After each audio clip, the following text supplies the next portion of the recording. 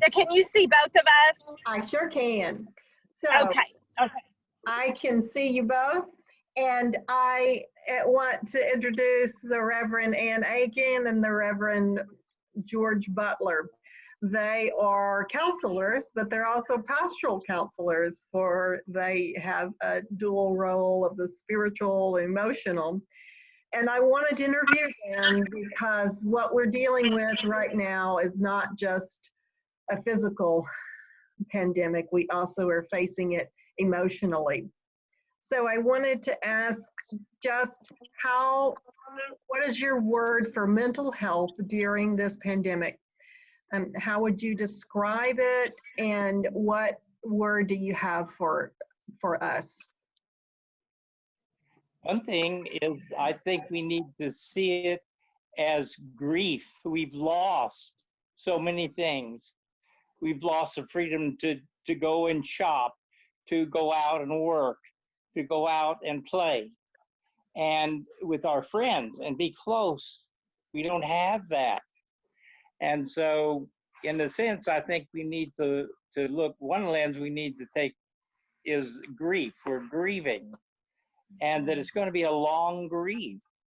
And for those who lose people by death in this, it's even more treacherous because they don't get to sit by them and hold their hands and tell them the last time they loved them.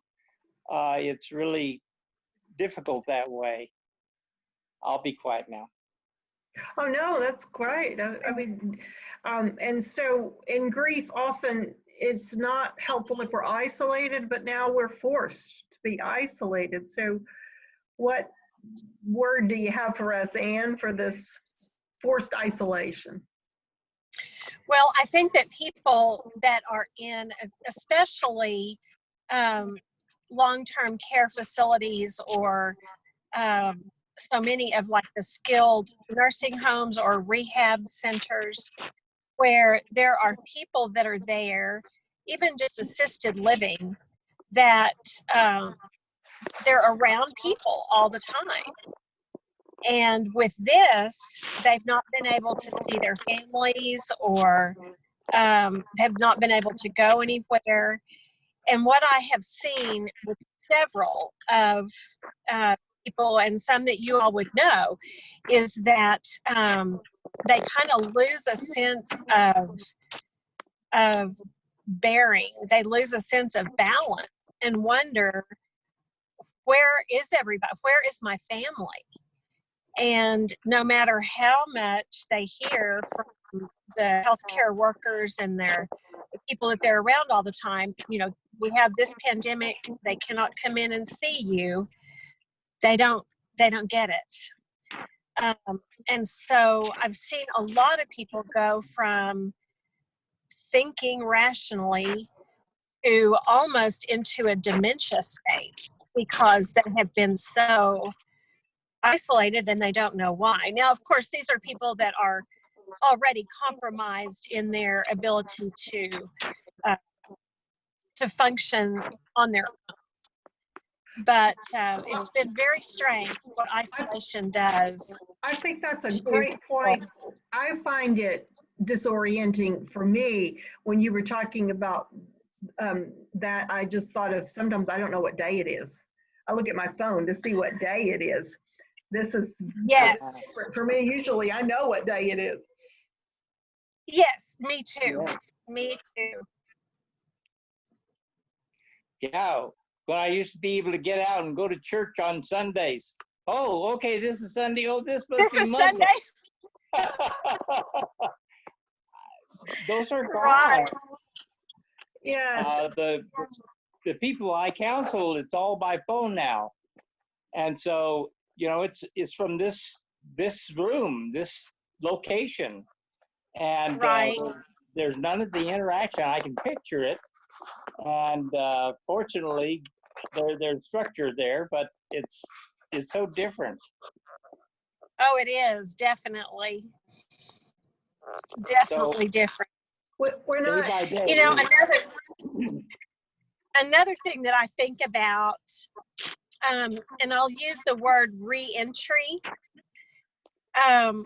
as they've been talking about reopening and I think that that's causing a lot of anxiety, just like the shutdown did, in a different way. Because now people are going to have more freedom to be out and about, but because it's still so unknown as what it's going to be like, that's causing a lot of anxiety and some depression and just some mental health issues that I don't know that people expected to feel when they heard it was okay for them to get back out. And so Yeah, the word I think, yeah, reentry, but I think that's such a good word because you're talking about predictability, and that is yes, been stripped from us. What's predictable has been stripped from us. absolutely. Absolutely. Because we at least knew what to expect, sort of, before. And now we don't even know. You know, if they tell us to stay home, okay, we can do that. But then how do we navigate back into the world? When I was thinking about that word reentry, I thought about the astronauts, and you know, when the space vehicles, whichever they were, they always said that the most dangerous part of coming back was reentry into our atmosphere. And you know, we did see one of the space shuttles explode on reentry because it's such a shock to the, I don't know, I'm not a scientist, but it's such a shock with the atmosphere and the just kind of the perfect storm that it's kind of like landing a plane. You know, the takeoff and landing is the most dangerous part. And I think the reentry of the space shuttle, or the reentry of society into our lives, really can be seen as that. I have no idea, like when I think about crime, when I think about people's mental health in terms of being around a crowd of people, especially those who have already experienced that sense of being afraid in crowds, and now they probably will really be afraid in crowds. You know, it's just things like that I think we haven't factored in to the reentry yet. Okay. But it's certainly going to be there. Yes. And the storekeepers, the people who are talking about opening and letting people in, some are saying, no, I'm not going to do that yet. You know, Right. I want to have security that this is dealt with from the scientific point of view and the medical point of view, and not just the political point of view. And yes, we are in a crisis. We just, if we could get the money out from the federal government to, especially the people who have very little money, and make sure that those people aren't evicted, and they continue to have food. My wife has continued to go down to the food pantry and work 4 hours. That's where she is this morning. And the food banks are trying to get food out. And we have some people around here who raise fresh fruit, fresh vegetables, and they're coming to the farmer's market and giving it away. They have their masks on and everything, and they just put it in the cars and then let the people go away. And it's amazing to see that on TV. Oh, that touches me to see people with generosity. When I think of the need for food and for the whole financial stress for those who've been furloughed or even lost their jobs, I wonder if you talk about reentry. I wonder, you keep saying the new normal, and if we get back to normal, my thing is there something that we could learn to not be normal anymore?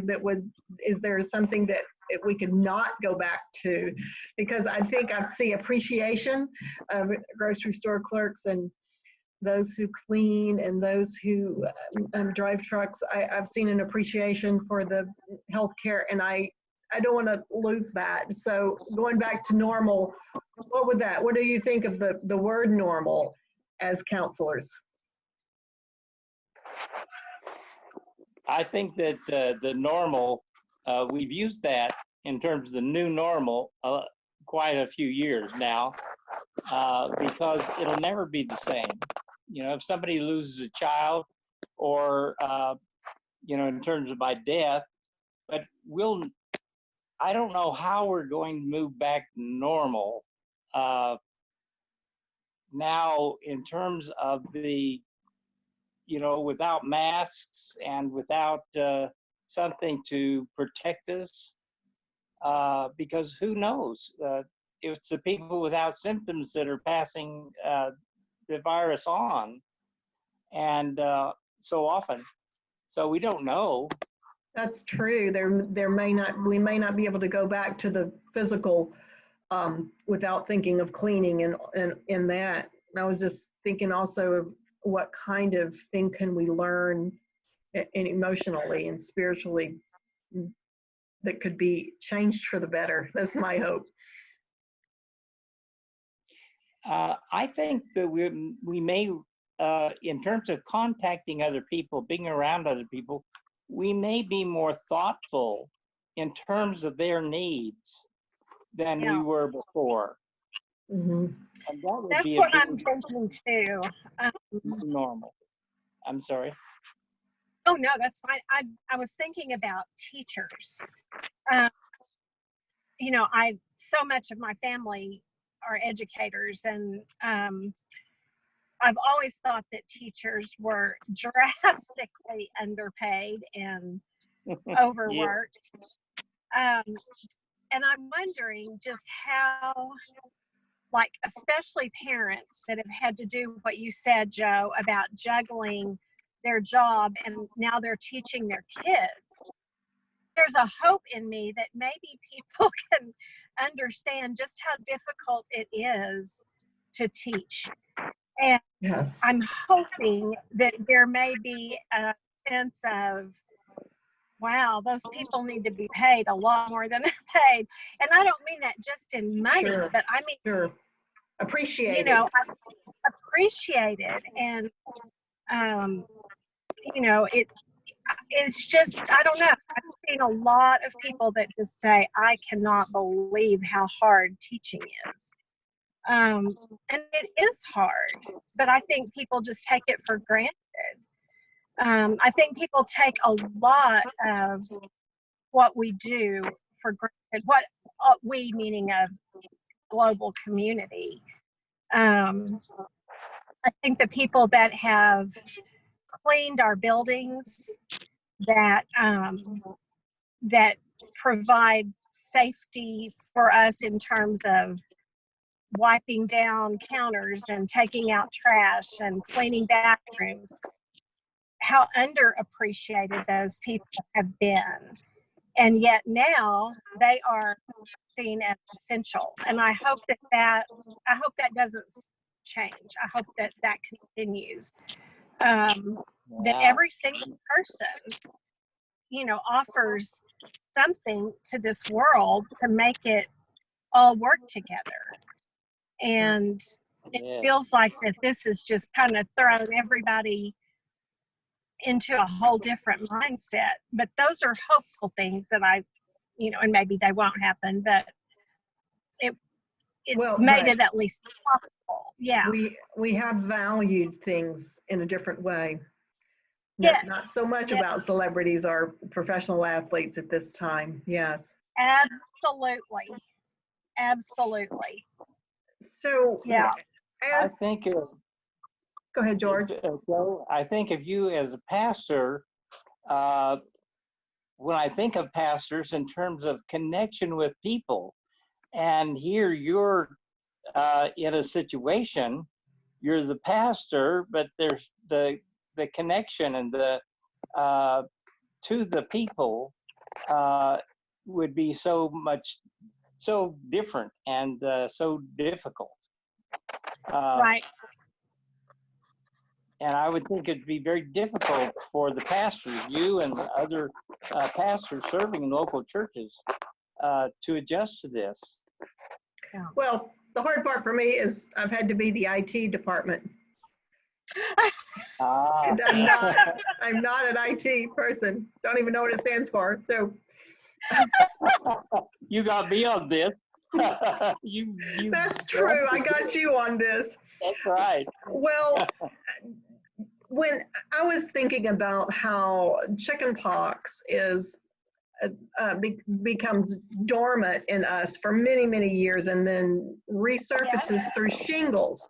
Well, that's the physical. And I was wondering, as counselors, do you see dormant emotional pain that surfaces years later? Yes. I think that when we are unable, for whatever reason, when we are able to deal with grief at the time that it happens, and I know, like, we kind of go, like George, you said, into sort of that initial shock.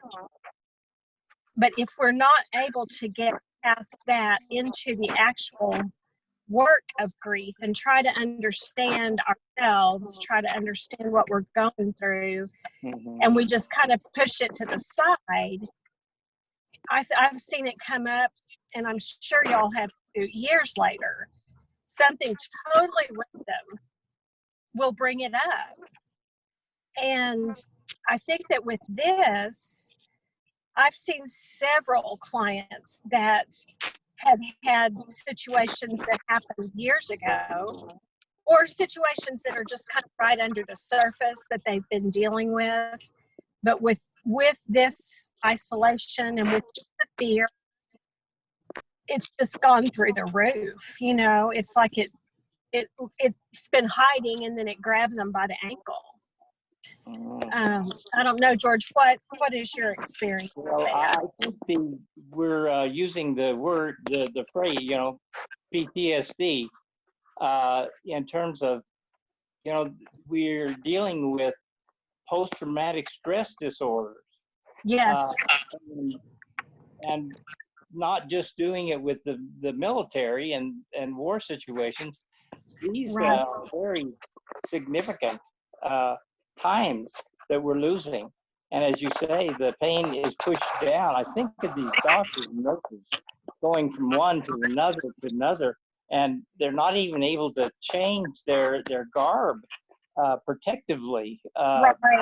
And that's just, I think it's a shame on the United States of America, in terms of not having that for every doctor and every nurse and every person who needs to change out.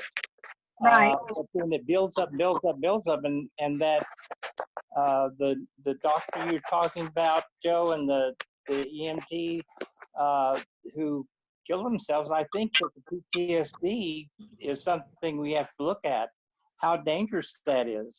Yeah. That Absolutely. So the Well, stress.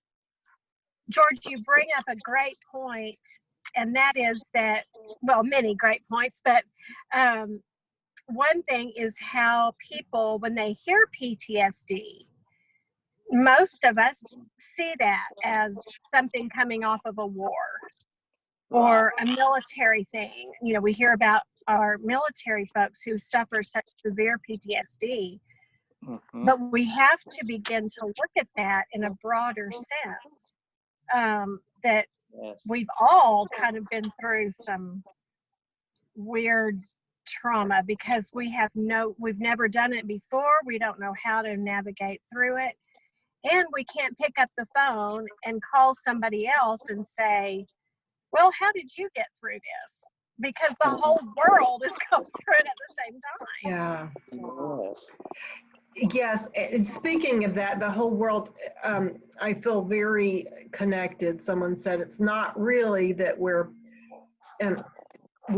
are physically distant, but we're socially connected to the whole world. the whole Yeah. world is dealing with this. And not Yes. only the whole world, but me. I mean, I have walked with people who have died of cancer. I have walked with people who have lost a child in death. Right. But here, I'm walking with them in real time in this. I don't know how to deal with a pandemic either. And I'm facing it just like they are. And that has been, I'm in solidarity with them in ways that I never have before in ministry of Yes. 20 plus years. Yes. Makes Yes, sense. I agree. Same here. And what do we do? How do we do in terms of helping others when we're trying to adjust ourselves? Trying to help ourselves, and I see that very vividly in the doctors that you all talked about at the beginning, that Yeah. the folks that ended up committing suicide because they didn't know how do you cope with something that daunting. Yeah. And yet, as professionals, especially mental health professionals, we're expected to know what to do, or at least know how to help people through it. And all we can do, I think, is walk with them, because we're still figuring it out ourselves. Isn't that what religion and our relationship to God is? He Yes. walks with us. He doesn't necessarily protect us. I understand that crucifixion is the inside for Jesus. Right. Let this pass from me. Or Yes. this way. No, well, sorry. Yes. And so if we're being the spiritual extensions of the church, we're walking with people in the stuff that we're struggling with too. Yes. Yes. Yes. That is so true. And speaking of that, do you have a scripture that speaks to you as you work and face this difficult pandemic? Does a scripture come to mind? The one that comes to mind for me was in the lectionary. It was during Lent, but I saw it very differently, the way it was presented. It was the Ezekiel passage where Ezekiel was, led into the area of the dry bones, and he asked, can these bones ever live again? And God shows him how he can breathe life into mass amounts of death that we could not understand. It's too big for us to understand. But I've always heard that scripture and really taken it for granted, because it's one of those songs that I learned in Sunday school really young. But it really is powerful when you think about this nation that had been decimated. And can the bones live again? Well, yes, they can. They look different, but they'll be alive.